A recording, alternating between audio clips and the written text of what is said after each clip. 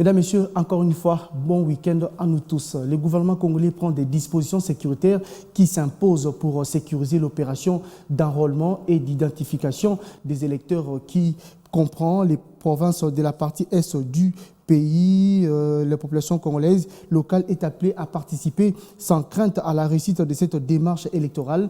Des décisions prises vendredi à la primature à la réunion présidée par Sama Lukonde avec la participation du vice-premier ministre, ministre intérieur et de la Sécurité, les ministres de la Défense nationale et les présidents de la CENI. À quelques jours du lancement imminent de l'opération d'enrôlement et d'identification des électeurs dans l'ère opérationnelle 3 qui comprend les provinces de la partie est de l'RDC, notamment les provinces du Maniema, Nord et Sud Kivu, Haut-Ouélé, Bas-Ouélé, Ituri et Tchopo, le Premier ministre Jean-Michel Sama Lukonde a présidé vendredi une importante réunion à laquelle on prépare les vice-premiers ministres en charge de l'Intérieur et Sécurité, les ministres de la Défense nationale et les présidents de la Commission électorale nationale indépendante, Denis Kadima. Il était question d'analyser les aspects sécuritaires pour un meilleur déroulement de l'opération dans cette partie de l'RDC. Le président de la CENI a encouragé la population des provinces concernées à se préparer et à être prête pour participer à cette opération qui relève d'un devoir civique. Les cartes d'électeurs que nous avons pour le moment vont expirer. Il y aura donc de nouvelles cartes et qui elles-mêmes vont nous permettre dans l'avenir d'avoir les cartes d'identité.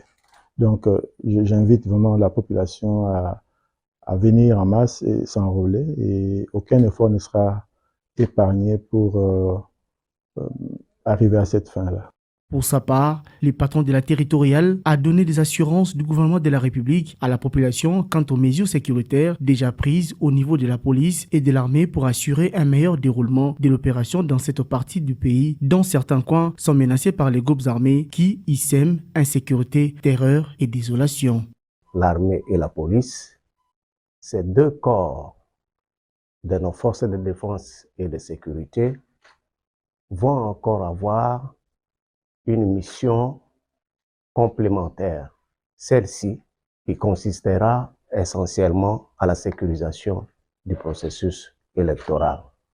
C'est pour le 16 février que la centrale électorale va procéder au lancement officiel de l'opération d'enrôlement des électeurs dans l'ère opérationnelle 3. À en croire le président de la CENI, le territoire de Kwamoud, qui avait connu un moment d'insécurité, est également concerné par cette opération électorale.